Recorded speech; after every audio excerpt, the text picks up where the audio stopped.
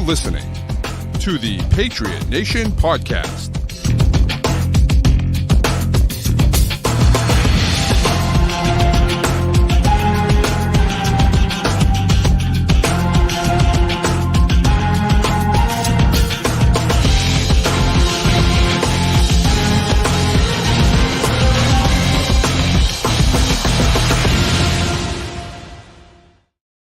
All right, welcome into another edition of the Patriot Nation Podcast. Your boy Pat Lane, as always, here with my guy Matt St. Jean. This episode, as all episodes, are brought to you by Prize Picks and Game Time. Prize Picks is the official daily fantasy sports app of CLNS Media, and Game Time, of course, is the official ticketing partner of CLNS Media. And Matt, let me tell you something, my friend. It is a crazy time of year right now. The Boston Celtics are up 2-0 in the finals, not the Eastern Conference Finals, the finals. Tom Brady's jersey number is getting retired on Wednesday, and the Patriots are at mandatory minicamp this week. What a freaking week for New England sports fans. It's just been it's been pretty awesome. It's nice. It feels good, especially after the Bruins go out and you get to be sad for a minute. PWHL Boston loses at home. Yep. It's like Game 5 in the championship series, but we're back. Anytime you get to celebrate Tom Brady, it's going to be Brady, Belichick, and 60,000 of their closest friends, 70,000 of their closest friends up in Foxborough on Wednesday night for the first time since a January in 2020. So that's going to be a lot of fun. Yeah. It's it's really it's one of those things for me that the Patriots just. There was some bad blood, obviously, when Brady left. There was some bad feelings on both sides, I think. We're all ready to kind of turn that page. I suspect, and we'll get into this a little bit, but I suspect he'll be signing a one-day contract with the Patriots. He's never officially retired. Officially, right? I mean, clearly everyone knows he's retired, but he's never officially retired. My suspicion is that he'll be signing a one-day contract with the Patriots and officially retiring on Wednesday night. Again, I have no intel on that, but that feels like something's going to happen. They're going to unveil a statue for him. Don't know where it's going to go. Don't know what it's going to look like, but they're definitely going to unveil a statue for him. And so it's going to be a heck of a night. Bill Burr is opening up the festivities. They got people performing and everything like that. It's going to be awesome. I mean, shoot, I wouldn't put it past them to have Jay-Z there to perform, what's it called? PSA, a public service announcement as he comes back in. I can't imagine it's going to happen, but it also wouldn't shock me if Jay-Z walks out of the tunnel and Tom Brady comes running down the sideline of Jay-Z performing public service announcements live. I'm ready for everything. What are the odds we see Tom Brady in a jersey? Very good. I feel like we might get one of those moments again. Yeah. The odds of Tom Brady crying at some point, I think, are minus 10,000. That's happening. Like good. That's happening. The one-day contract thing seems like the type of thing Kraft would really want. Like, that's the type of thing where he's going to sign the one-day contract, and then that, the actual piece of paper is going to go up in the Patriots Hall of Fame in memorial. That's not memorial. He's still alive. But in whatever for him. As it were. What I thought was interesting is somebody in the media had said that the media there is not allowed to record anything video-wise. Can't take any videos at the event. Which is interesting. With that type of thing tells me that there's some kind of surprise that they probably want under wraps that they don't want getting tweeted out before it happens. I would think so, yeah. Yeah. Very excited for this, though. That should be a really cool occasion. Great time to celebrate the greatest to ever do it. And doing it while it's minicamp is perfect timing, too, because a lot of players are in town. You have coaches in town, players in town. So I love it. Yeah. Also, James over here says that the 12th of June is actually National Superman Day. So, I mean, you got that going for you as well. So, Ray, what's up, Ray? How you doing, buddy? Thanks for coming through. To Ray, hello, Scott. Thanks for coming through. And and Dan saying that they're going to have a Hey Arnold type shrine to Brady in the Hall of Fame. I love it. Roger Goodell, however, Scott, I'm sure will not be there. You never know, I suppose. But, it'd be kind of funny if he was and we could all boo him. But nevertheless, that would be really funny if he was the special guest. That would be hilarious. Yeah. Anyways, so it's it's going to be a great event. It's going to be one of those things where the nostalgia, right, is just going to be, palpable. It's going to be awesome. And that's, you yearn for those days. And what's crazy about it is that, I mean, the Patriots won the Super Bowl, what, 6 years ago, 7 years ago? I guess no, It's they won in 5.5. 2019, 5.5 years ago. Like that's it. And it feels like another lifetime, right? But that's one of the things for me that, like, it's really cool to look back and see that. So Yeah. Do we want to talk mini camp here briefly? let's get into minicamp a little bit. I know you have some Patriots Unfiltered takes that they were talking about. Of course, they're there. We're not there.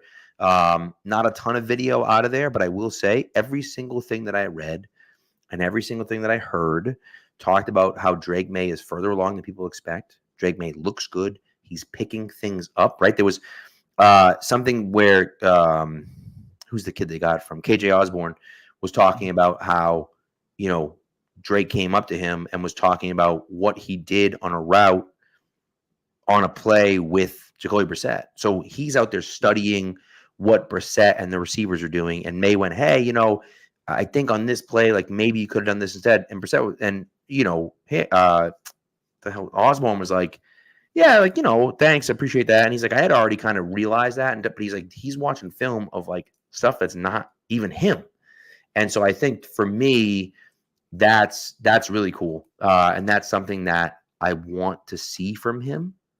And we're seeing him put that time in. I think something with that too. It's not just the knowledge, but the confidence. It's one thing. Like, these guys are smart. You have to be a certain level of football smart to get to this level. Mm-hmm. But to know mentally that an error was made on a route that needs to be corrected, both because you know the playbook that well at this point, and because you're paying attention enough to pick up on these things, and then to have the confidence to actually go up to somebody and make the correction.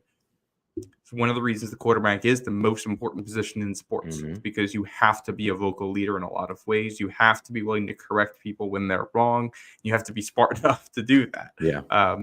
And being able to make sure that you're the engineer. You got to make sure all the trains are running on time.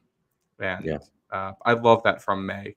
And it's that a guy like Osborne's taking that well too. It's like, okay, good. Like, these guys are fitting in. They're trying to do this together, which wouldn't expect any animosity there, but it is a good thing to talk about that publicly and say, hey, like, he's doing great. And one of the things I was going to mention from Patriots Unfiltered was they've been talking for a while, like, all right, how long do we want to sit May? Do we want him to sit the whole season? Do we want him to sit half the season? And Evan Lazar on the show has kind of pushed back on that general thing for a while, but today he was kind of like let's not rule out Drake May as the week 1 starter. He had almost as many reps as Jacoby Brissett today, 30 to 29.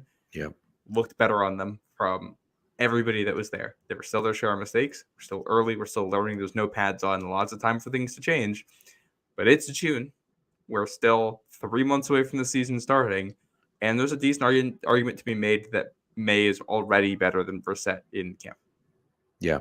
Well, and that's, what, I'm kind of getting that feeling as well. And look, it's early. Like you said, we're talking today on June 10th, right? It's not like no one's been hit. There's no pads, no nothing, right?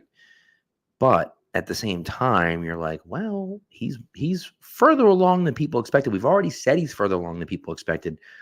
And now we kind of see that come to fruition. And I just feel like I wouldn't necessarily hate it. Now, the question is, the biggest question for me is the team ready for him to step in and play? And what I mean by that is there enough talent around him that he's not going to flounder in his first year, right? I don't want to put him into a situation where he can't be successful unless he's a superhero. And because I don't want him to develop those superhero tendencies, right? And so, that's one of those things for me that I have concerns about. I did think it was interesting today that Mike Onwenu kind of pushed into right guard a little bit. And then you had Caden Wallace working at right tackle. I thought that was interesting. And so 2 things that's interesting about that. Number one, I think it's interesting that, maybe you feel comfortable with what you're getting at left tackle from Chuck Okorafor, right? And whoever else is playing at left tackle right now. Number two, I think it's a little concerning maybe in the Caden Wallace department that they're already kind of looking at it saying like, I don't know if he can play left tackle yet or at all. It's tough to tell where exactly on that spectrum it lands. Honestly, I think the driver for this is probably neither of those. The driver for this is probably Cole Strange being out still. Because Cole Strange is out. So moves to left guard, which I think might be a better spot for him anyway.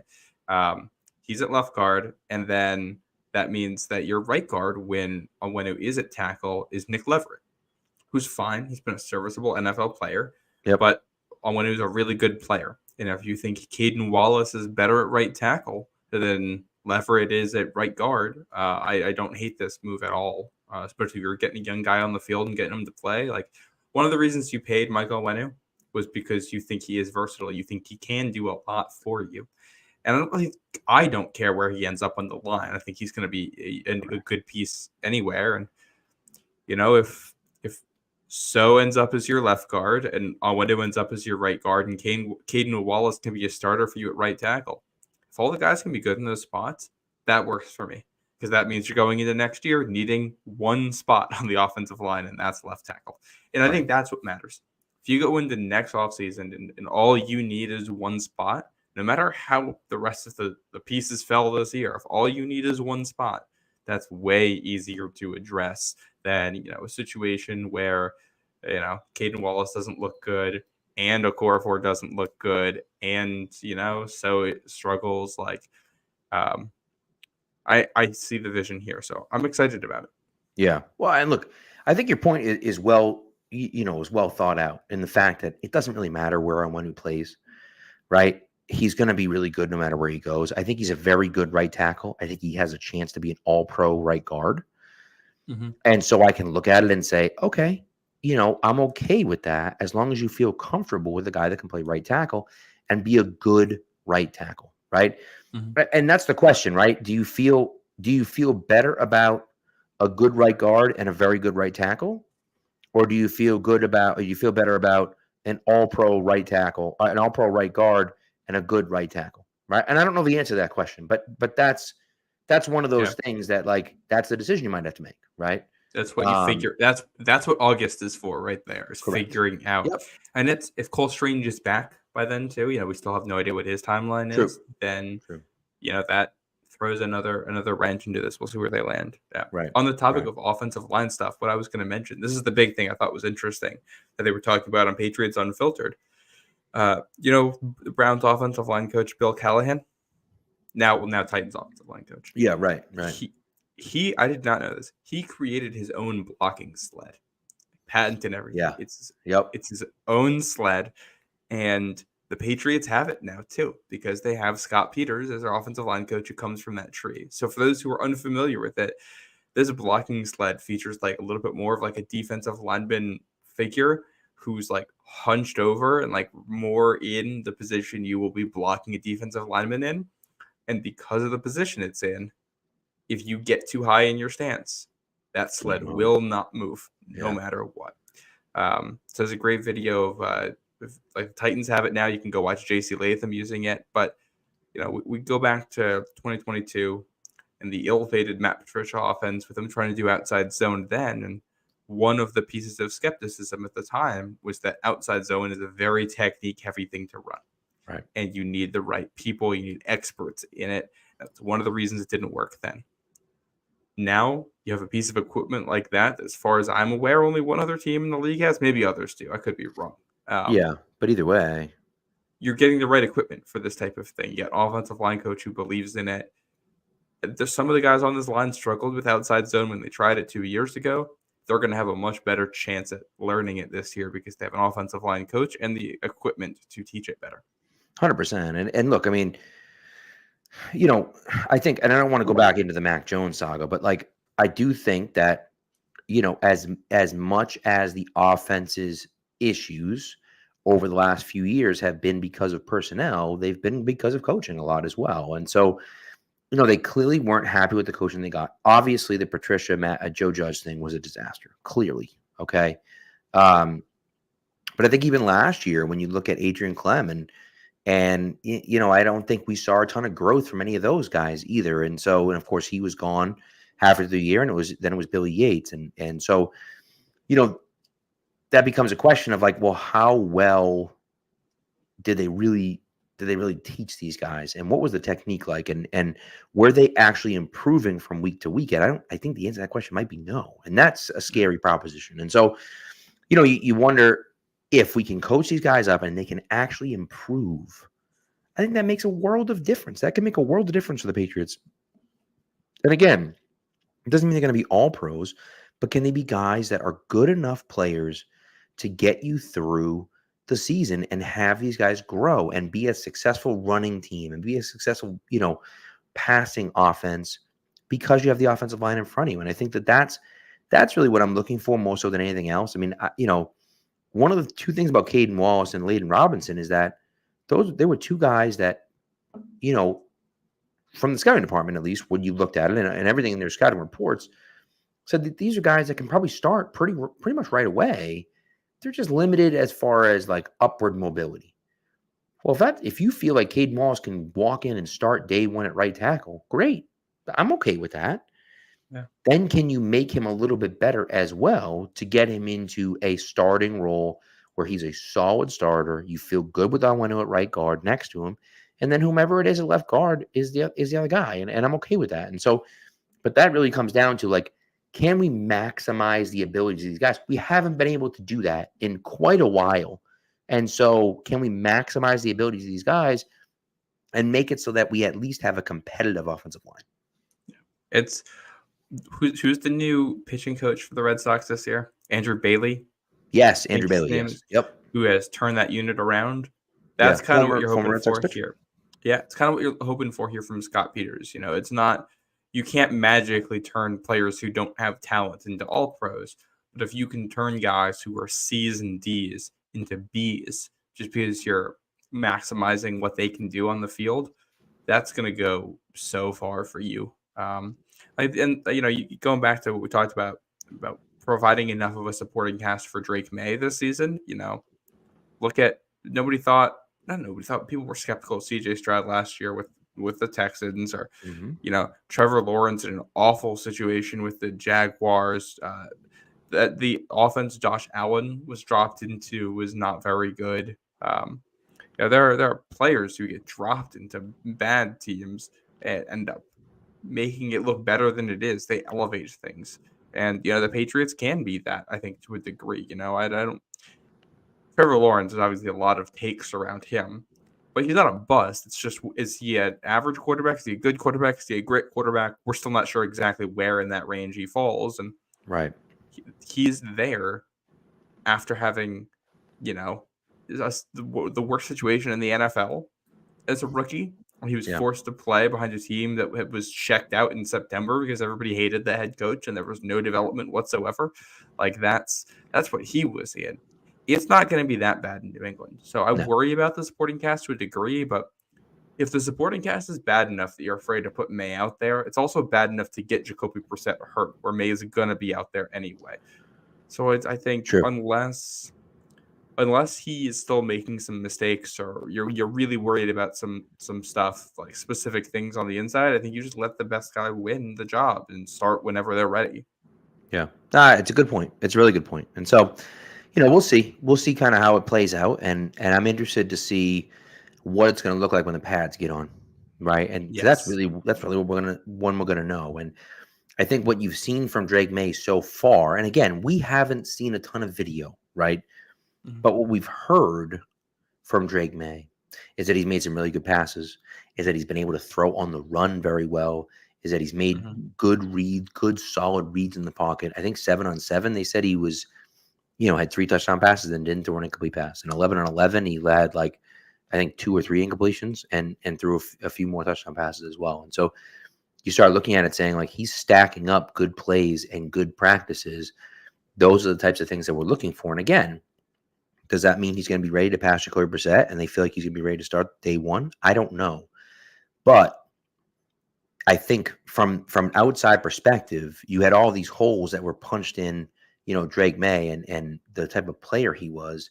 before the draft. And I think that we can now look at some of that stuff and say, yeah, that might have been a little overblown. Now, again, pads aren't on, real bullets aren't flying yet, so we don't know. But just from what we've heard, it sounds like some of that stuff may have been a little bit overblown. And you just wonder, was he really the QB2 all along that we thought he might be? And did Washington then missed out on on their guy? Yeah, which I actually haven't heard a peep about Jaden Daniels and how he looks for the Commanders. I don't know what their practice situation is.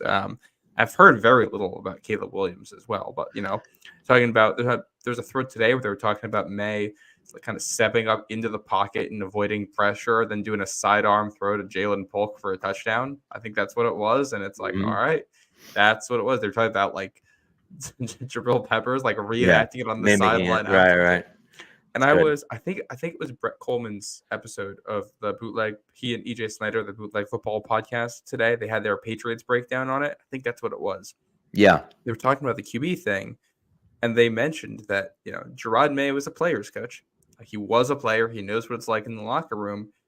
Yeah, any player in the locker room, the players all know who the better quarterback is, and if he's sensitive to that and he's in tune with that, if May is doing that kind of stuff all camp. And you got defensive players mimicking him and team leaders hyping him up like that. I think it's very hard to keep him off the field. Like you can talk all you want about a plan, but if he goes and shows that he's the best quarterback in camp, which obviously is still yet to be seen, we're one day into minicamp, pads aren't on. This could be a one-day thing, and he never does it again. But if that's what happens, that he looks like this and builds off of it through camp, you have to play him. You can't put Brissett out there. May will be the better player, and there's no reason not to. Well, and that's what it comes down to, right? If Drake May is the best player at the position, you have to play. You got to, and that's really what it comes down to. Because then what happens is you lose the rest of the team, right? If you don't play him, you lose the rest of the team because they're looking at it saying, "Well, wait a second, you're not playing the guy that gives us the best chance to win. What are we doing here?" And then that can be frustrating for them because they feel checked out because they're like, well, you just punting on the season because you're worried about his development or something? Like, if he's the best player, he's got to play. And if the guys on the field can see that, they're not dumb. They know, right? And so it's like, hey, this guy's better. He's got to play. And if that's the case, day one, that's the case day one. And I think Jacoby Brissett, to his credit, and we kind of all knew this going anyways, to his credit, every time he's talked about him, every time he's discussed him, it's always, hey, the kids look great and he's ahead of schedule and he's putting in the time and he's putting in the effort and he's been talking glowingly about him. And again, whatever. I know it's a QB competition. I'm sure Jacoby Brissett would prefer to start than be his backup, right? But at the end of the day, Brissett's a professional and they feel like he's going to be the guy to kind of mentor him and show him that. And I think Brissett knew that when he came here. Now, maybe he thought he'd start this year. About the plan. Yeah. And that's the thing. What he's setting up for. And so maybe he thought he'd start this year, but still, if he gets beat out, he gets beat out, and then that's the way it goes.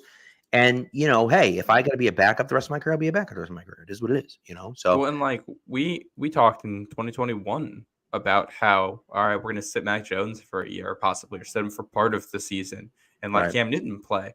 Mm-hmm. And then Mac Jones turned it on and outplayed him in camp and earned the job. And that wasn't the reason why the Mac Jones experiment didn't work out.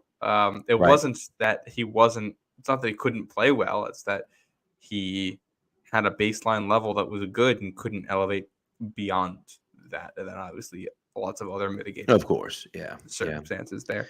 I know we're going to do an ad break and get into the main show. The other thing, it sounds like Jalen Polk had a better day today, which is good. Mm-hmm. I am a little bit concerned about Javon Baker being banged up and not practicing. Yeah. I was looking through this earlier today, just to find the last Patriots rookie wide receiver who was healthy for a full season. You got to go back. You got to go back to the 90s. Not even Deion Branch, not even David Givens. Both of those guys missed games their rookie year. Golly. Yeah, and some of them are there's a couple guys in there that played 15 games, but I think Bethel Johnson was a guy who had injury issues when he was in college. Chad Jackson, was hurt right away. We all know the recent guys they've had, and it's even some of the successes that they've had at receiver where guys like you got a guy like Julian Edelman who's like obviously he's not playing in every game. Like he was banged up as a rookie and he was a backup. Like he took 4 years to develop into what he became. Deion Branch, David Givens were both banged up, but health is a big factor in development, and not ending up on IR is huge. So I don't think Javon Baker's in that territory, but this is the learning period. This is when you got guys on the field. Like you don't want to see them miss. I will say though, it was nice after practice. They did say once again that Drake May and Jalen Polk and Javon Baker were out running routes and throwing the ball around after practice, after everyone had left. And so it tells you that whatever he's dealing with, while, it might be something, it's not anything serious enough that he can't, run routes with Drake May and stuff like that, which is good. Now, maybe he's not 100% ready. Maybe it's a soft tissue type thing. Something like that is kind of what I expect it to be, some sort of hamstring or something along those lines. But if he's out there running, and even that, I'm sure they're not running full speed, but either way, if he's out there running with May and Polk after practice, that's a good sign to me that he'll be back at some point. He may not be back on Wednesday. Of course, Tuesday, they're doing some volunteer work, so they're not actually practicing on Tuesday. But, but maybe he won't be back on the practice field on Wednesday, but it seems like he should be ready to go in short order, which would be a good thing, of course, Yeah.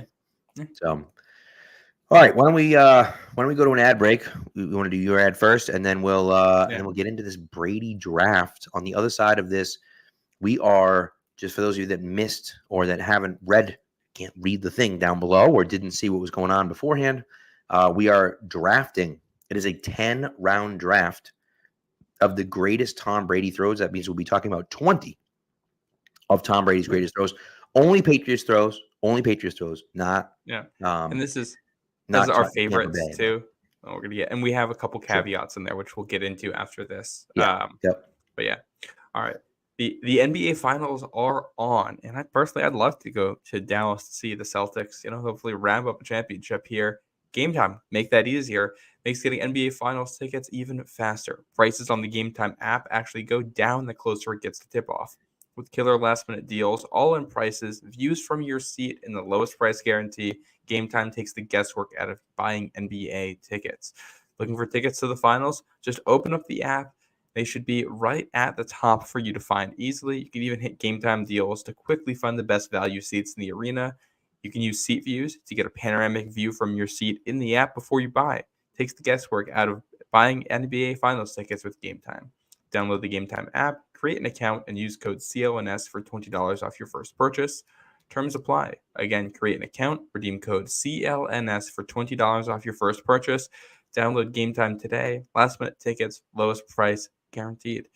If you're down in Dallas or headed to Dallas, use that, get some tickets. And, I'm kind of hoping next time the Celtics hop on that plane back to Boston, the plane's a little bit heavier on the way back. It'd be pretty nice, wouldn't it? It'd be pretty nice, wouldn't it? I personally think that they're going to win Wednesday night, and then they're going to lose Friday night.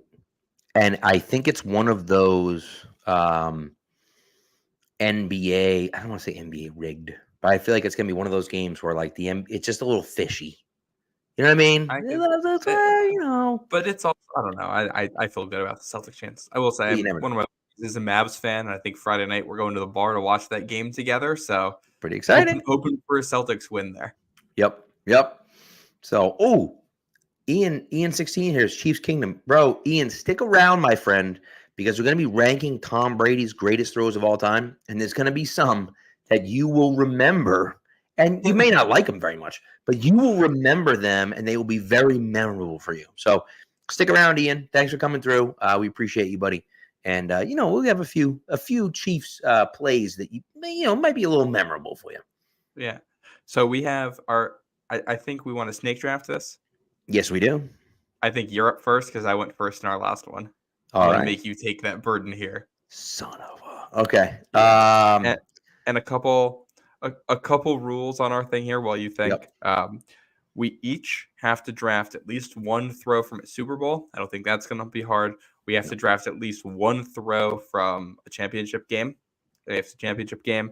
We have to draft at least one throw from the divisional round and or wild card round. And we have to have one throw that's from a Patriots loss. One of those throws that stood out to us in a game they did not end up winning. All right, so man, this sucks. This really sucks. Yeah, Going the first first the overall worst. pick.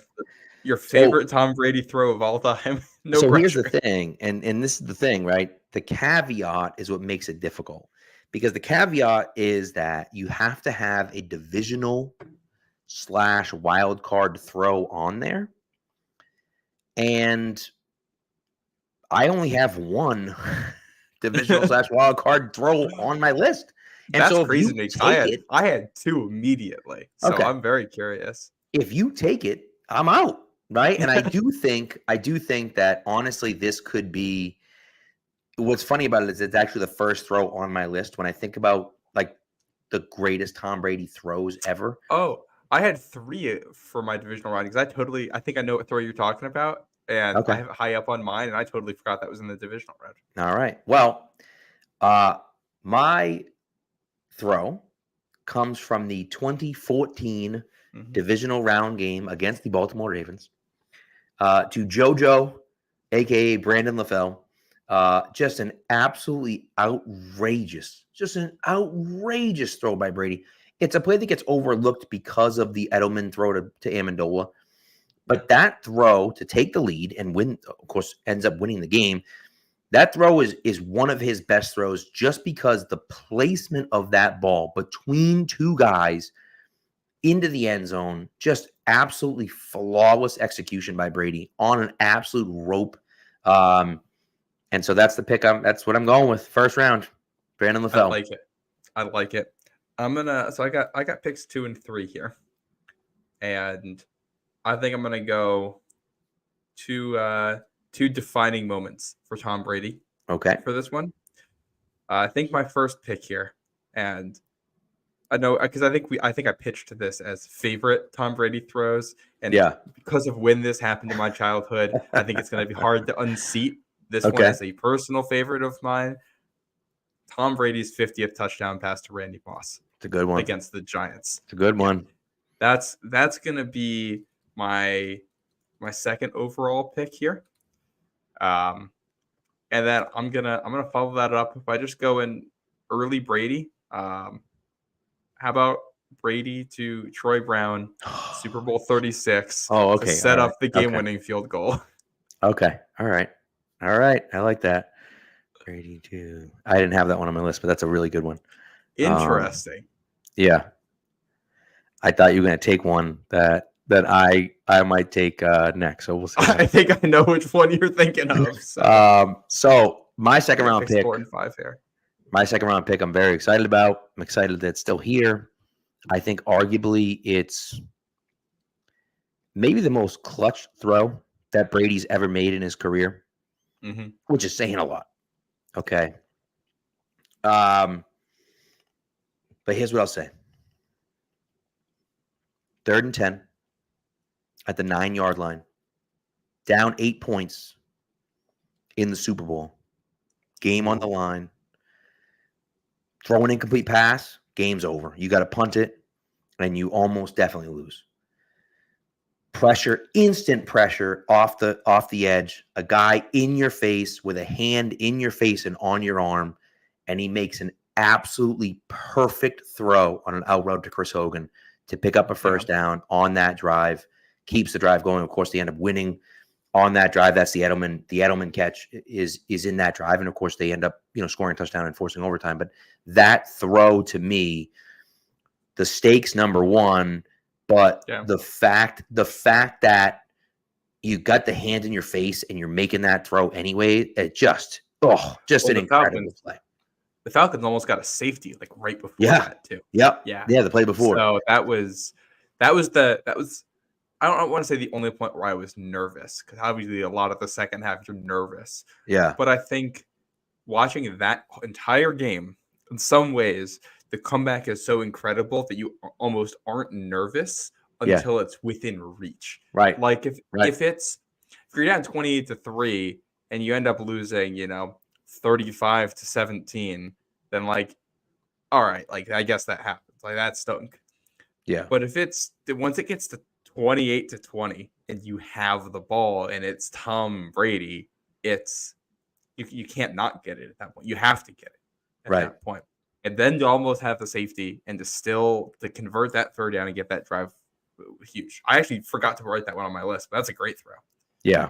That's that one's one of my favorite throws ever because it's just So, all right. Pick 5. Adam, let me set the scene for you again. Okay. The Patriots in the heat, in a place that they never win, down in Miami. Back and forth game. Miami misses 2 field goals in overtime.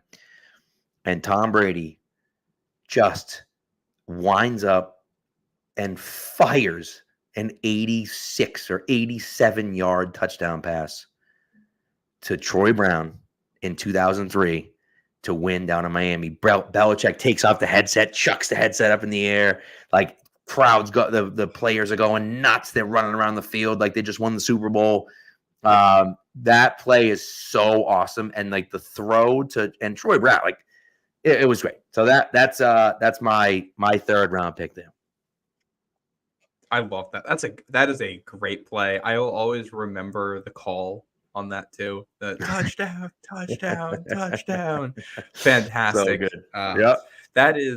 That in the Denver game that year, 2 of my all-time favorite Patriots games, no matter what. Just ridiculous things going on. Taking the safety in. It is wild. Yeah. In the Miami game, you should have lost that game twice. Right. 2 missed field goals from Miami and drama with the coin toss, the receiver being out of bounds on the catch that set off the field goal in overtime, and the refs miss it. Insane. Yeah. All right. So I'm looking through this here. I'm gonna grab one more from a Super Bowl here. Okay. Because I love this throw, and we're going to the most recent Patriots Super Bowl win here. Brady to Rob Gronkowski down the seam, toss wide juke to set up the 1-yard game-winning touchdown run against the Rams in Super Bowl 53. It was just perfect. It was classic Brady. Game's on the line, 5-play scoring drive. That's your chunk play. He reads the defense perfectly, puts it where only Gronk can get it. I got the play from the game-winning. The play that set up the game-winning play in the first Super Bowl. I'll take the one that sets up the game-winning play in the last Super Bowl. That was a great one. I think my other one here, I want one from a conference championship game. I'm gonna jump on this right now because it's also a favorite of mine. Yep. Patriots up 3-0 early in the AFC Championship game. Yes, so good. And they get the ball for their second possession. And immediately, Tom Brady goes deep against that Steelers defense with 102-degree fever or whatever he had. Yep. Drops over the top of that Vaughn's defense in the hands of Deion Branch for a touchdown. You got 10-0 on the road with your second AFC Championship game in Pittsburgh in 4 years. And you do that to set the tone early in that game. Just absolute silencer. Perfect play call, perfect throw. 86-yard touchdown against that defense just to go up 10-0. I mean, just so good. So good. Yeah. Oh boy. There's too many good ones is the problem. There's so many good ones, and I'm like, I'm gonna miss out. I couldn't rank them after a certain point. Oh God. Okay. All right, you took an AFC Championship game. I'm going to take an AFC Championship game as well. Also, I think this covers me twofold here because it's also in a loss. Ooh. Is this? Yeah, 4th and 10 in Denver, 2015. Brady goes back to pass. He's had no time all game, and he just lofts one just beautifully over Rob Gronkowski's shoulder. Gronk makes an incredible catch on it. Patriots pick up a first down. And then, of course, a few plays later on 4th and 10, again from the 10-yard line, Brady avoids pressure, throws a pass to Gronk, who jumps in front of 3 defenders to make the catch. Of course, they end up not being able to get the 2-point conversion and lose the game. But what an absolute just an incredible throw by Brady to Gronk on that play. And again, in a losing effort, but just an absolutely incredible play by both Brady and Gronk in that situation. Yeah, talk about trusting the guy to make a play at the right time. And Yeah. that was the Broncos were a much, much better team in that game. And Brady and Gronk basically willed them into be one play away from sending that to overtime. And arguably, should have gone to overtime anyway. So yeah, heck of a play there. All right, and we're at the halfway point. This is my fifth pick, fifth round. And my pick in the fifth round is going to be in another Super Bowl. This one, Super Bowl 49. Okay. And again, the Patriots down 10. Yep. Backed up. 3rd and 18. Taking a sack on first down. Can't get anything going against Seattle's defense, who at the time was about to be the greatest defense of all time, beating Tom Brady and Peyton Manning in back-to-back years, winning back-to-back Super Bowls. And Brady avoids the pressure, steps up, and throws an absolute missile over the middle to Julian Edelman, who gets just annihilated by Cam Chancellor. Holds on to the ball, of course, gets up and tries to run, but his knee ends up being down, but picks up the first down there. And the Patriots, of course, go on to win the game. That throw, right? And again, another one where if you punt in that situation down 10, I don't know if that's going to end the game, but it's pretty damn close to ending the game. And so that play in that situation from both Brady and both Brady and Edelman, just incredible play. Yeah, that was outstanding because that was the way that game was going. It was bad. I will remember that play for the rest of my life. That's just such an iconic play, especially when you consider the context of them not being able to win a Super Bowl for 10 years. And despite going, and it felt like at points in the second half, felt like that game might get out of control on them. And especially when you're backed up like that in that position in the fourth quarter. To turn that situation around and keep the drive going was huge. And that's the play that started the comeback. That's where it went, and the Patriots were unstoppable from that point on. All right, Matt, over to you for the 5th and 6th round picks. My God, dude, I don't know what I'm going to do the rest of this. Oh, boy. Yeah. All right. So this is, 10 and 11 here? Return at the turn? Yes. Okay. Then, I've made a habit out of this, so I'm just going to keep on my pattern here. Let's go with another throw to set up a Super Bowl game winner. Okay. Brady to Branch, Super Bowl 38. This is the one that probably gets the least attention out of all of them. Yep. And I don't know why, because it's just so perfectly done. So Carolina team that year that loves cover 2. They just played a ton of cover 2. That was their whole thing. Yeah. And you got one play to get yourself into field goal range to try to win a Super Bowl. What do you go to? Go to the smash concept. You played Madden, you know it. Your outside receiver runs some kind of a hitch or an in or a slant or something shallow to occupy the defender coverage on him. And your guy in the slot runs that corner route. And he's running away from the safety. And I think Carolina knew what was coming. That safety is making a beeline for Deion Branch on the corner, and it doesn't matter because Brady puts it on him. Yep. Branch makes the catch, even though he's getting smoked by the safety back there. And you're in range for Adam Vinatieri, and you got two rings in 3 years. Just it's a good one. It's a real good one. And that was, as a kid too, that was one I always loved growing up because the simplicity of it, with the Brady to Gronk one in Super Bowl 53, it was you still need one more play to get into the end zone. With the Troy Brown one in the Super Bowl, you still need to throw the Jermaine Wiggins to get yourself really comfortably in field goal range to win the Super Bowl. This one play, you're in range, kick it, let's go home. Well, you had to kick off after that, but good one. Well, yeah, but I mean, it was essentially they only had to kick off because they changed the rule that the field goal couldn't take more than 4 seconds, I think it was, because the Rams are upset that the clock ran out with 7 seconds left. I will say Rightfully the so. Rams. Yeah, the Rams aren't wrong for that. That is, I watched that Super Bowl. I'm like, the ball goes through the goalpost like 3 seconds on the clock, and it just keeps running. Yeah. Yeah. So. All right, pick 11 here. There are some throws I could take that I really like. Throws that are exceptional and great plays and all kinds of stuff. But I think I'm just gonna go for one that I have personally always liked because I think it's cool and I think the game itself was crazy and hilarious. We're gonna get a Jabbar Gaffney shout out on this podcast right now. That's so good. We're going Tom Brady to Jabbar Gaffney, 2007 Monday Night Football in Baltimore. Game-winning touchdown.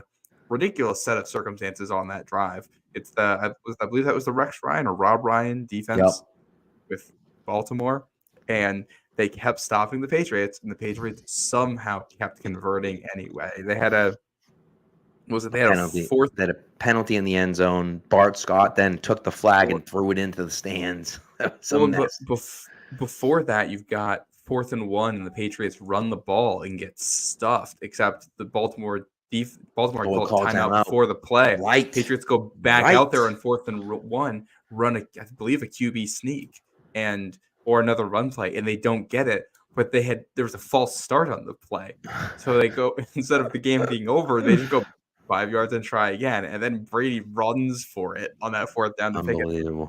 Flag in the end zone to convert another 4th down on that drive, and then Brady in the corner of the end zone to Jabbar Gaffney, catching it as he goes out of bounds to keep your perfect season alive. Just an exceptional game, and at that point, it felt like if the team won that one, there's no way they could lose. Yeah. Unfortunately, that wasn't quite the case, but at least in the regular season, they couldn't lose. You're right about that. So, all right, we're about the halfway point. We're going to take a break. Yeah. We'll do an ad read, and then we're going to finish off here. Again, we are 5 rounds in the first pick, of the 6th round coming up. Okay. So here we go. Prize Picks is America's #1 fantasy sports app with more than 5 million members. It's the most fun and exciting way to get in on the action while you watch your favorite sports and players. You just pick more or less on 2 or more player stats for a shot to win up to 100 times your cash. With Prize Picks, you can turn $10 into $1,000 in a single game watching your favorite sports this summer. You can make a Prize Picks lineup in as little as 60 seconds. You just need to pick more or less on 2 to 6 players, stats, projections, and you're locked in. There's always action on Prize Picks, and this is the perfect time to try out something new. Basketball is winding down, so make sure you could try out esports this month, because for every Wednesday and Saturday in June, if your lineup doesn't win, you'll get your entry fee back. You can choose from Counter-Strike, Counter-Strike 2, Call of Duty, League of Legends, and much more. Now, this week, I'm making an all-NBA Finals one. I'm going Luka Doncic with over 25 points, and Kyrie Irving, I'm going less than 20 points because screw Kyrie Irving. And then and I'm going with Jaylen Brown for over 25 points and Kristaps Porzingis with over 20 points. I like them apples. I love that. So you got to download the app today and use the promo code CLNS, and you'll get a first deposit match up to $100. Again, that's Prize Picks. Download that today. Use the promo code CLNS and get a first deposit match up to $100. Pick more, pick less. It's that easy. All right. So let's get back into this. We are at the 6th round. You've taken so many good ones. But Matt, I have a question for you, Matt. Yeah. Where's the beef, Matt? Here it is. Where's the beef? Unicorns? Show ponies? 2013, Kenbrell Tompkins in the back of the end zone against the New Orleans Saints.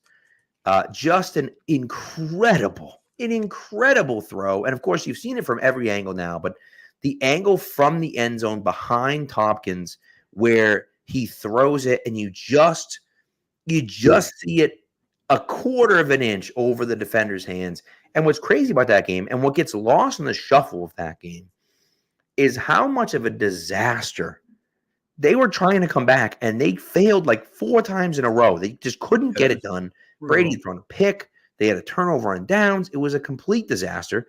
and the Saints kept giving the ball back, and there was a 4th down throw on that drive. Do you remember who the 4th down throw was to, Matt? Of course, I remember who it was to. Patriots legend Austin Collie. Austin Collie was with the Patriots like 2 weeks. Incredible, absolutely incredible. And then of course I knew you'd know it. That's why I asked you, Matt, because I was like, no, of course Matt knows this. And then of course he had Tompkins in the end zone. Scott Zolak goes absolutely insane. Everyone goes nuts. I missed that game. As people that listen to the show know, I have not been to a New Orleans Saints game in forever.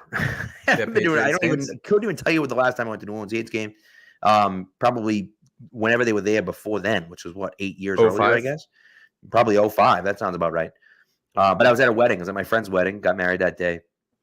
And my buddy's father had pulled his car around the back of the function hall, and we were standing around his running car listening to the game on the radio. That's what we were doing.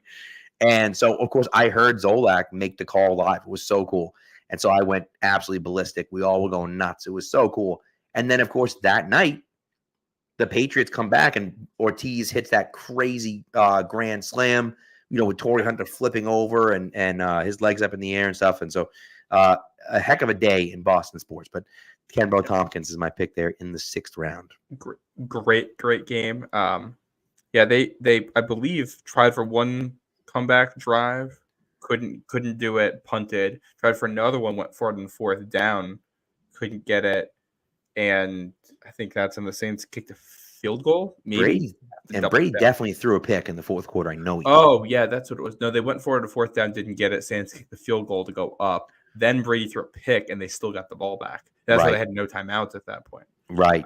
Yep. I point out, if not for a freak rainstorm in Cincinnati the week before that throw is the one where Tom Brady would have passed Drew Brees on the list for most consecutive games with a touchdown pass. But the Patriots didn't score a touchdown the week before in Cincinnati because they got the ball back late to try to tie it. They were marching, and then the heavens just opened up. So they couldn't score, and Brady's streak ended one game short. 1 week too early. He's had, I believe. Yeah. Iconic throw. Iconic. Yep. All right. Oh, man. There's so many good ones. There's just too many. There's too many good ones. Okay. Oh, Christ. All right. Well, there's 3 that I really like. Picking your children. It's brutal. All right. I'm going to go with a regular season game. Another regular season game. I'm going to go with, and it's so funny because James is on here listing things, and this one's on here as well. Yeah. Brandon Cooks.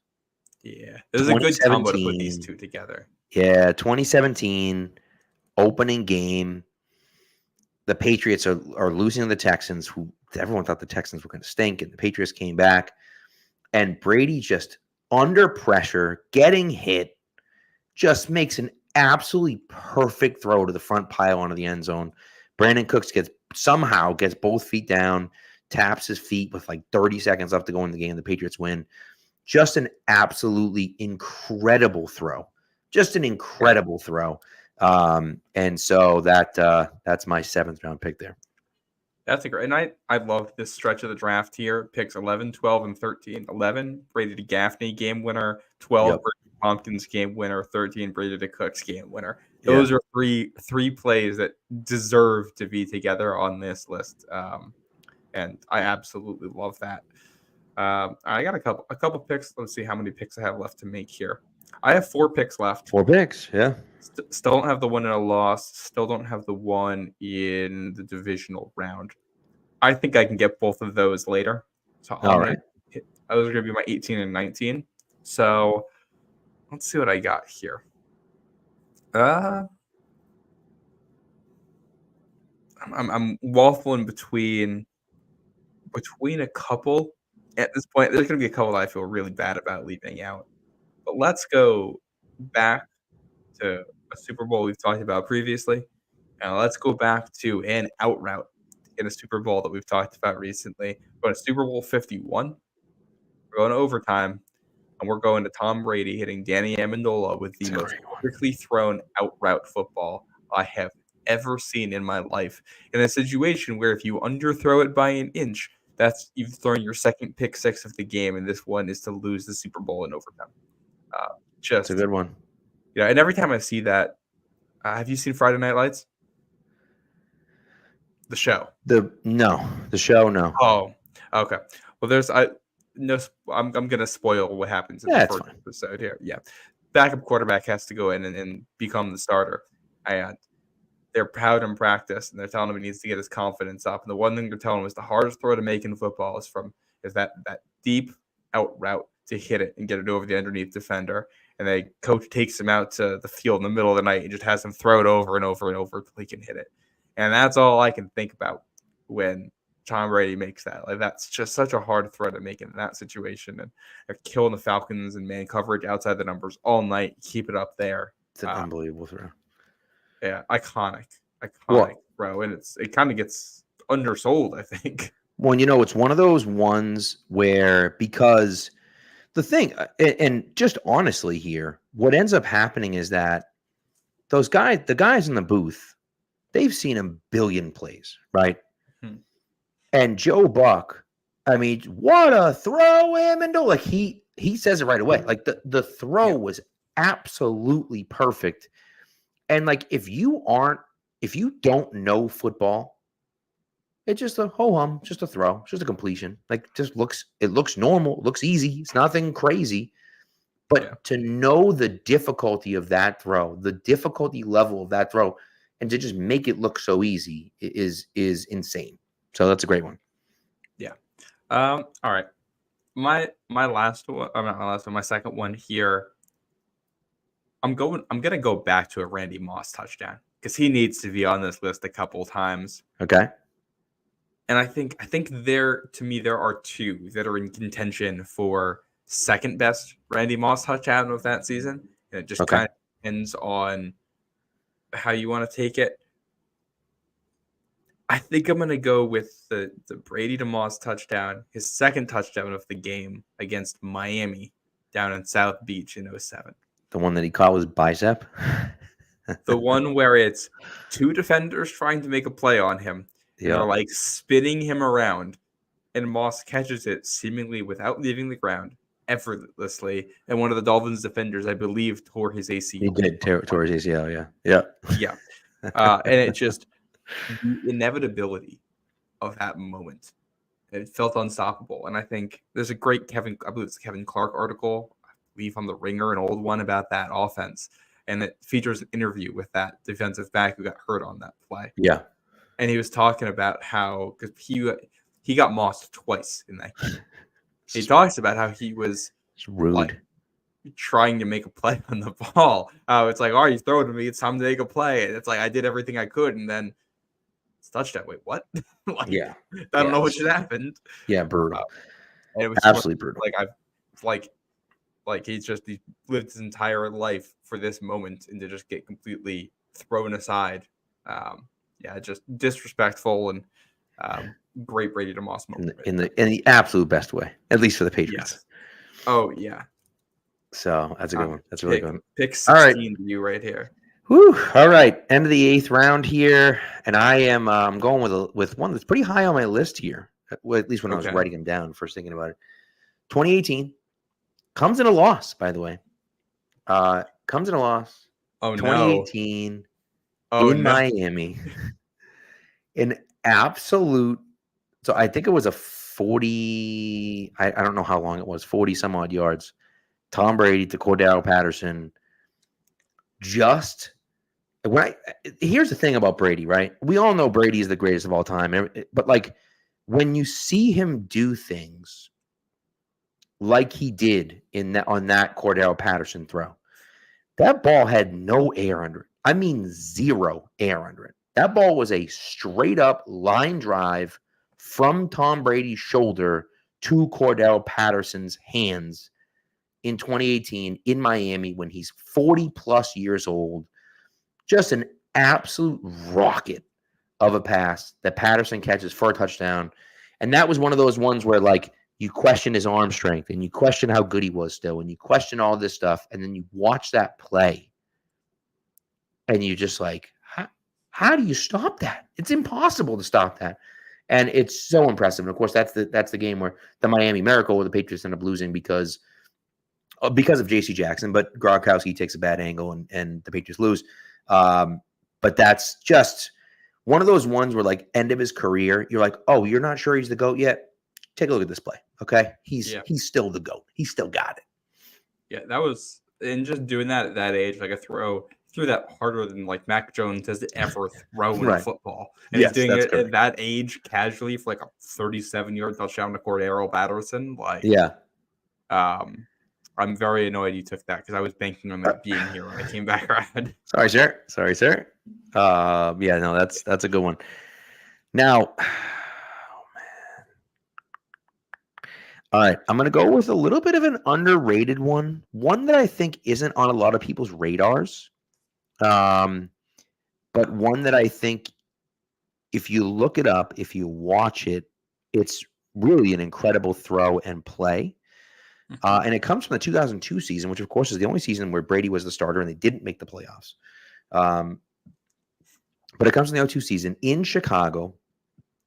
Actually, that's not true. In Champaign, Illinois, the home of the Illinois Fighting Illini. Oh, this is a great one. And them losing at the very end of the game, and Tom Brady throws just an absolutely perfect pass in the back corner of the end zone to David Patton to win the game against the Chicago Bears and get out of there somehow with a victory. That throw. So I was watching it today because I was like, all right, I remember this throw being a good throw. And then you watch the throw and the defenders right there. It's great coverage. And there's just not a thing that the guy can do about it. Patton gets both of his feet down. An absolutely incredible one. And it gets overlooked because it's a regular season game. It's in 2002, which, again, is the only season that the Patriots don't make the playoffs with Tom Brady as a starting quarterback. But just an incredible finish to a great game and an unbelievable throw. And so that's my 9th round pick. My penultimate pick, as it were. Ooh. Good SAT word there. All right, I was banking on that Cordero Patterson catch. I know you were. Brady touchdown and a lost one here. So I'm gonna give I don't have one in a divisional round, so I'm gonna give mine for that one first, and then take a second to figure out what my backup is here. All right. Throw in a loss. And I had 2 in divisional rounds that I think are kind of in that next tier compared to the LaFell one. One of them, let's see how I want to do this. I think one of them is longer, but the other one I think is higher difficulty. And I'm going to give this one to the higher difficulty one. Okay. And it's Tom Brady. I believe I get 2 games this season confused. So I believe this isn't the playoff game. Brady to Shane Vereen against the Texans in 2012, dropping it into a bucket on the wheel route. Mm-hmm. Yeah, that was the Patriots destroyed the Texans franchise in 2 games at the end of that season, and just it's a higher difficulty throw than the one to LaFell because you're throwing it to a smaller target who's covered more tightly, and it's a less impactful spot in the game. They had the lead, but to blow them out in the divisional round like that and to make a play like that it's a great throw. Yeah, it's a great throw. I believe was that the Jackets year? Yeah. The Letterman Jackets. Okay. Yeah. worked out for them. And they played, to their credit, they did play like varsity high school seniors the rest of that season. That's a great point. That is a great point. Yeah. I need a little help from you on this last one because I got a couple throws here. Okay. I think I'm thinking of. I just want to run a couple by year because I need one in a loss. I think the right approach to this is to take one from the Super Bowl against the Eagles. So it's far and away the greatest Super Bowl performance in a loss by a quarterback. It's not even close. It's between your touchdown to Gronk at the end to finally give you the lead. Right. They had the lead after that.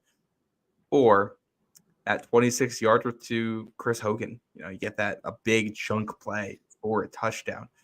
I think way here. I think I lean towards Brady to Gronk late in the Super Bowl to put you ahead. I think probably, yeah. I like the Hogan one a lot too, but I think that one makes sense. Just because of the stakes, right? Yeah. So I like that. I like that one. And it's at that point in the game, that game was out of control the whole way. Oh yeah. That was the only point where it felt like the Patriots might have control. From that throw to the Eagles deciding to go for it on 4th down on the following possession is the only stretch that night where I was remotely comfortable. Once they go for it on 4th down, I kind of felt like the game was over. I agree. Before they converted, just when they decided, it felt over. Right. Yeah, that was tough. Yeah. All right. Back to me for the final pick. We're going to run through some honorable mentions afterwards that didn't make the cut. Yeah.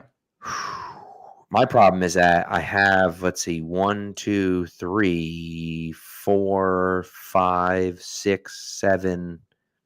I have 7 more throws on my list that haven't been taken yet. I like them all. There are a couple of really good throws that are going to miss. Yeah. This. I mean, the thing is that, you can, shoot, we can do this forever, right? We can do this forever. By the way, my dad has texted me, as he is wont to do during the show, and he has said that Tom Brady had 59 fourth quarter or overtime passes to break a tie or go ahead. Yeah. 59. We could just rank those 59. Like, that's an episode. Outrageous. That's like 4 episodes. Yeah. So, okay. Shoot. What the heck am I going to do here, man? Okay, I'm going to go with the one that I think might be. Yep, I'm going to go with the one that I think might be the most impactful. That might be like the biggest watershed moment, perhaps. And yeah, okay, fine. I really don't want to. I don't want to. Don't make me choose. Yeah, all right, fine. I'm gonna go with. All right, I'm gonna set the scene again. I like setting the scene. I'm gonna set the scene again. That. There's 1 minute and 44 seconds left to go. The St. Louis Rams, the greatest show on turf, have just tied the Super Bowl.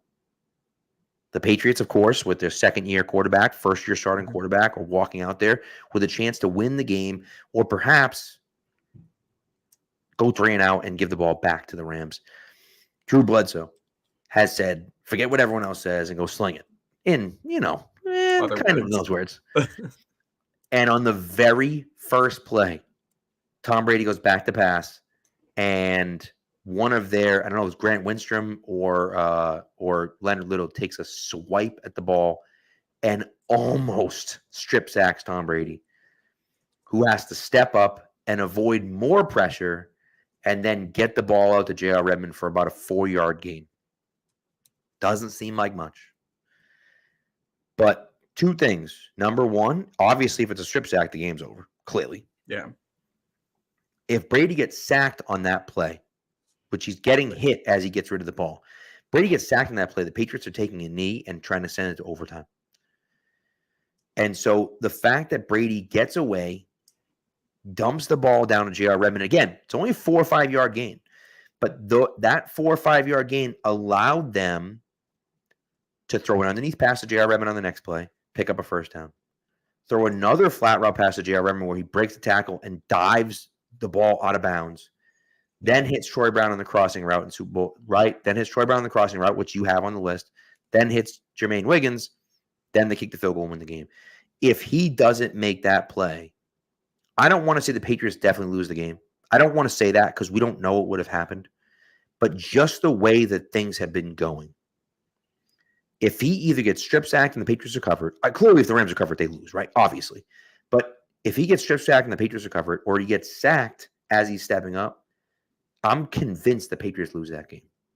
And so it's a 4-yard pass in the stat book, but that pass to me might have some of the greatest repercussions ever with a Brady throw. And so That one is my final pick in this draft. That's a great one, just in terms of impact. It's less so the throw and more so the awareness, which that was Tom Brady. Like that's what he brought to the table. Incredible awareness in the pocket. And you go back to the Dynasty documentary, they talk about why they made the decision for Brady over Bledsoe, and it was ability to avoid pressure, ability to not take sacks, to still make plays with the ball. And in the biggest stage, in the biggest moment, with the game on the line, him doing that is the little thing that sets up the big things that come later. Yep. That's right next to the pick. Yeah, my Mr. Lover pick. All right, so a few honorable mentions. Do you want me to run through the actual teams that we picked earlier? Yeah, let's do it. Yeah, do it. All right, Pat, you have Brady to LaFell in 2014 against Baltimore, the game winner. Brady to Hogan, the third down conversion to start the Super Bowl 51 game-tying drive. Brady to Brown, overtime winner in Miami. 4th and 10 in Denver in the AFC Championship game. Brady to Edelman on 3rd and 14 in the Super Bowl. Brady to Tompkins 18, and 3rd Brady. And 18, by the way. 3rd and 18. Sorry, was it 2014? No, that was 3rd and 14. 3rd and 18 was against Jacksonville in the 2017 AFC Championship. Oh, you're right. I don't know why it was. Yeah. Oh, because they picked up. Did they pick up 4 yards on the play? Yeah, before, They got back. Okay. So, yeah, that's why. Okay. Yeah. Oh, I think maybe. Either way, doesn't matter. Yeah. Brady to Tompkins and Brady to Cooks, those game winners. Brady to Patterson via the line drive and missile in 2018. Brady to Patton in 2002, the game winner in Chicago. And Brady to J.R. Redmond to start the Super Bowl 36 game winning drive. I've got Brady to Moss for Brady's 50th and Moss's 23rd. Brady to Troy Brown to set up the game winner in Super Bowl 36. Brady to Gronk to set up the game winner in Super Bowl 53. Brady to Branch to kick off the AFC Championship game in 2004 in Pittsburgh. Brady to Branch to set up the game winner in Super Bowl 38. Brady to Gaffney, the game winner against Baltimore. Brady to Amendola, the out route in overtime at the Super Bowl. Brady to Moss, the second touchdown in Miami in 2007. Another one of those throw it up ones. Brady to Vereen on the wheel route against Houston in the divisional round in 2012. And Brady to Gronk go-ahead Super Bowl touchdown in Super Bowl 52. That's a great one. Man, that's a heck of a list. And the crazy thing is that the stuff that we left out is outrageous. And so a few honorable mentions here, and Matt. Yeah. We can go chime throw here. Yeah. Yeah, chime in with a few. I got David Patton in the corner of the end zone in Super Bowl 36. Of course, the only touchdown pass that gets thrown in that game by Brady on at my least. List.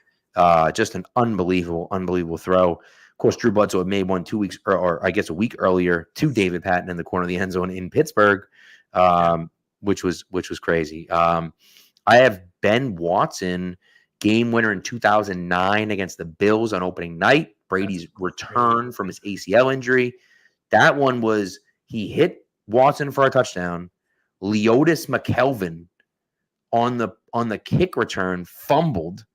The Patriots recovered the fumble and then scored another touchdown to Ben Watson. And the second throw was incredible. Back shoulder throw with the defender draped all over him. Just an unbelievable another line drive, putting in where only his guy can go get it in a tight window. Incredible.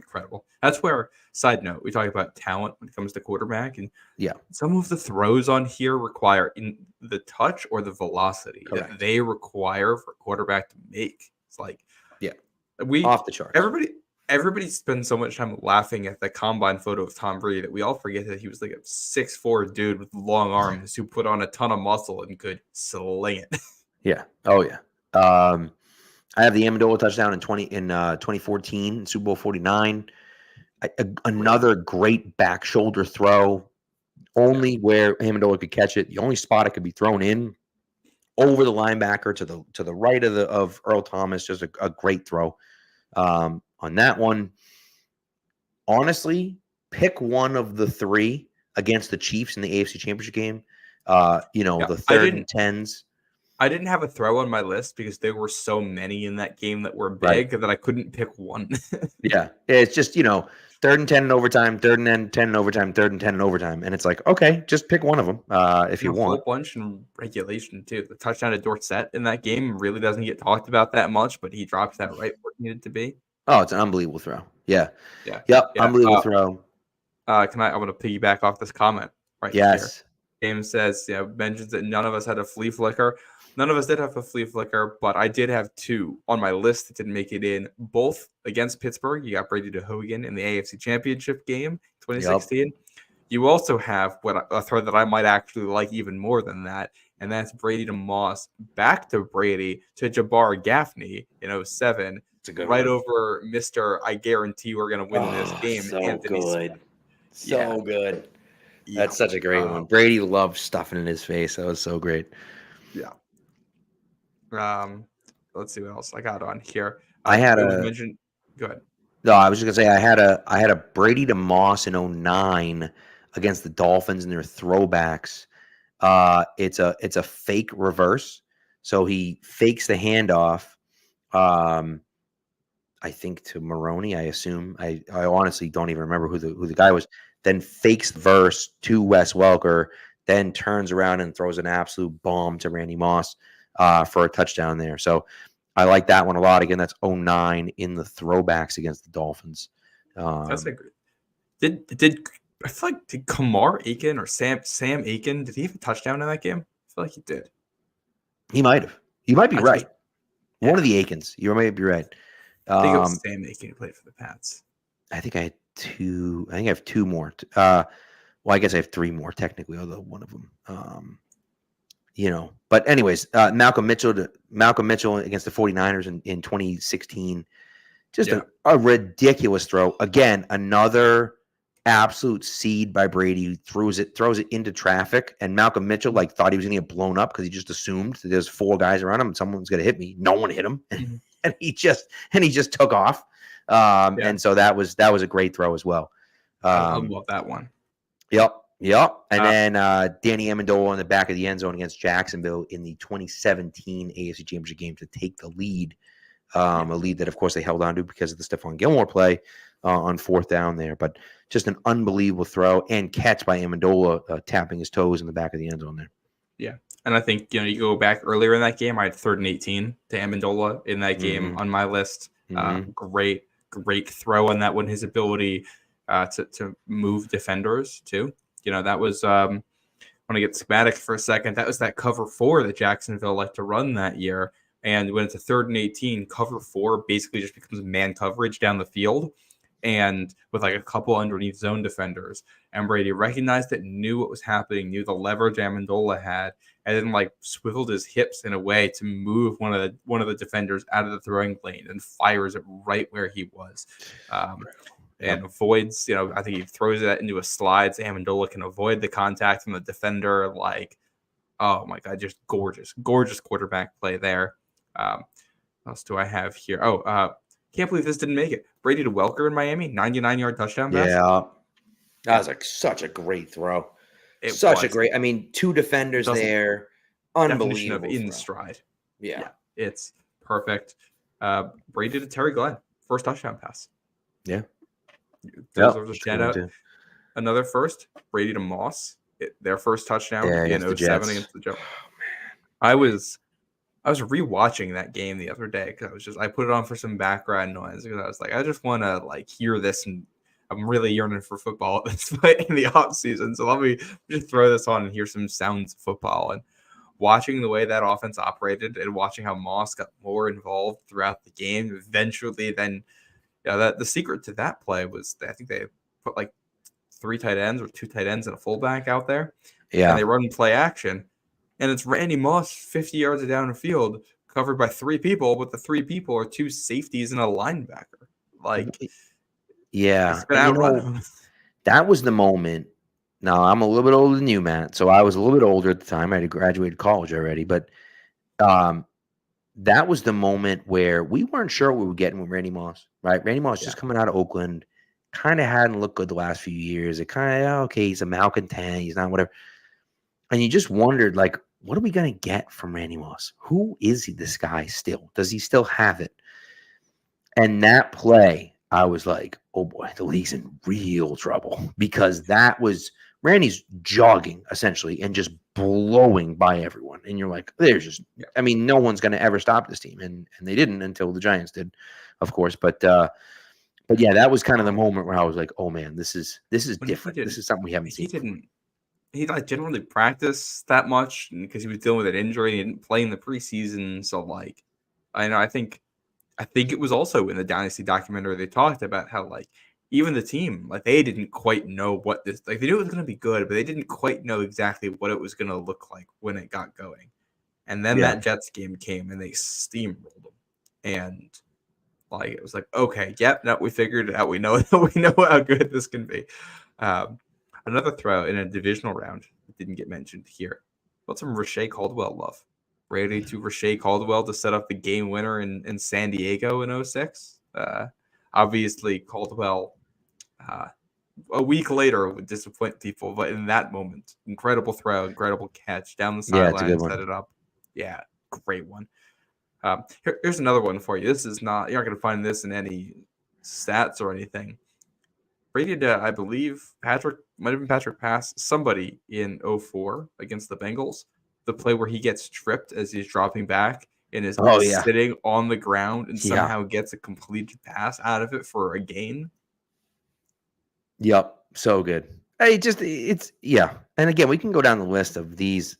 We could do this all night long, all night.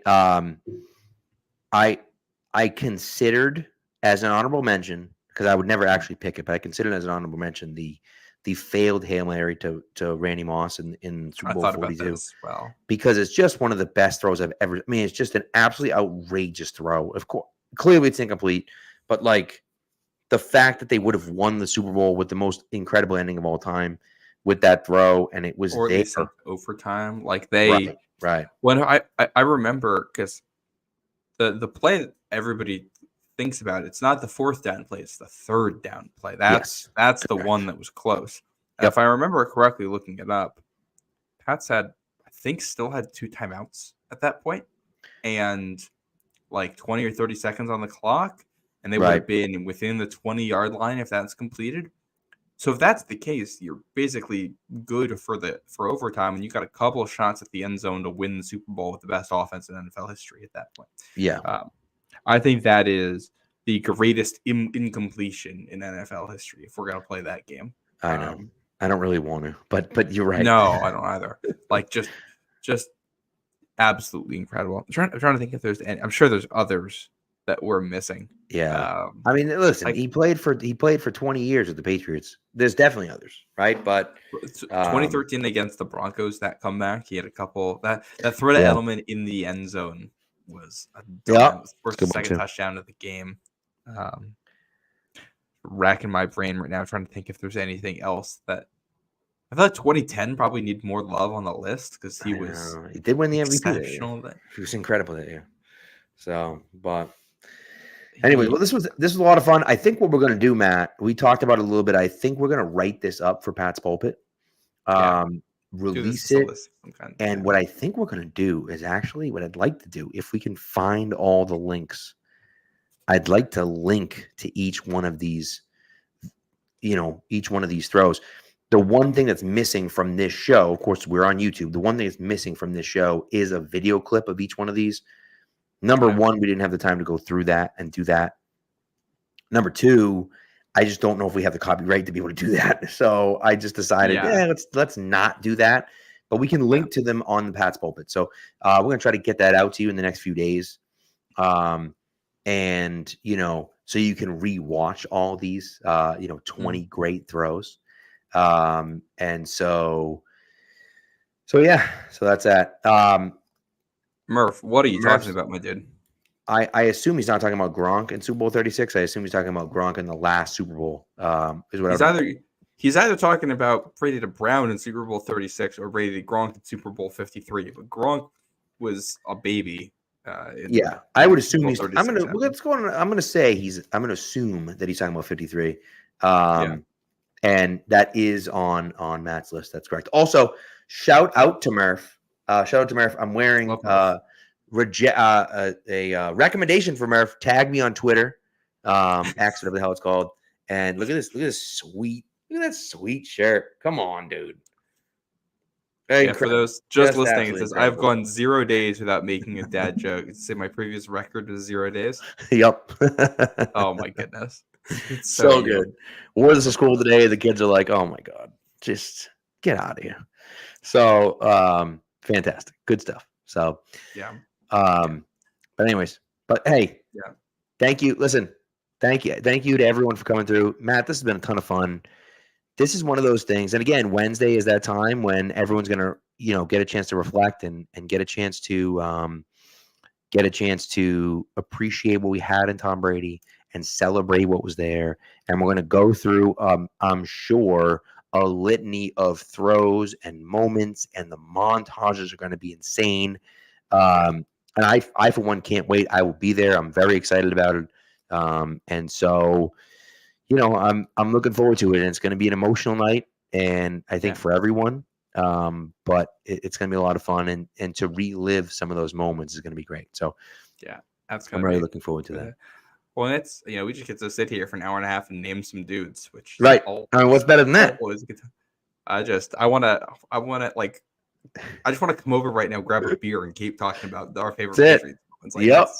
Yep. Go down a rabbit hole of. Go down a rabbit hole, guys. You know what I mean? Brady the Givens game-winning touchdown in Denver in 2003. See, it's just like that for one. Yep. So there is. If you haven't seen it, there's a few things on. But I was watching earlier today. I was watching the 100 greatest moments of Brady's career, and it just literally counts down from 100 to 1, which is really cool. So that's a good one. With a lot of throws, but a lot of runs as well on there as well. And yeah, we've got James in the chat. Obviously, on Thursday, we're going to be doing our Brady run draft of favorite 10 runs from Tom Brady each. Hey, he does have 1,000 yards rushing. Have 1,000 yards rushing. So like 17 of those are going to be kneel downs. That's true. That is a great point. What is the best Brady run? Where he jukes out Brian Urlacher, obviously. It's got to be the greatest run. Well, or you can also say, was it 3rd and 8 or 4th and 8? I think it was 4th down in Super Bowl 51, wasn't it? Where he picked up the first down? Or was it only 3rd down? I think it was 3rd down. They had just converted the 4th down before. Yeah. Oh, you're right. So, but yeah, maybe. But either way. But there's you've got the run against the Raiders, in the snowball. For a touchdown, and then he spikes the ball and falls on his face. Like, it's some good ones. One of my favorite Tom Brady moments. Yeah. And him diving over the top against the Ravens in 2011. Good point. Yep, good point. So all right. We better not go down that rabbit hole. We'll be here another hour. Yeah, we'll be here. Yeah. So also, shout out Murph is correct. UConn, New England beats LA once again. Danny Hurley staying home at UConn. That's one thing we didn't talk about. Big East guy. I'm sure as a Big East fan, you're not happy about it. No, Dan Hurley needs to go. He's really good, and I do not want my team to go against his team anymore. He can leave. Please. Yeah. No, he's got a chance here. He's going to go to the NBA at some point. I do think he wants to stay on the East Coast. So I think when Tibbs leaves, he wants the Knicks job. That's what I think. When Tibbs leaves that job, I think it makes a lot of sense for him to go there. I don't think he'll be a great NBA coach. Not to disparage him, but because what he does works so well at the college level, and I'm not sure it'll translate. But what's interesting though, because I don't know. I mean, I don't know if it works at the college level necessarily either, because these guys are getting paid now, right? And so but you have to buy into the system is the biggest thing. Well, and I mean, one of the big things is like he runs very intricate plays that take a long time to develop. When you got 15 seconds on the shot clock when you're actually setting up in the NBA compared to how much you have in college. That's a good point. How much time to do some of that stuff. But not to disparage him, he is unfortunately a very, very good college head coach. Yeah. So anyways, all right. Well, thanks for pointing that out, Murph. We appreciate it. And again, thank you to the chat for coming through and making this such a fun event as always. We're gonna be back Thursday. We'll be talking about the Brady thing, of course.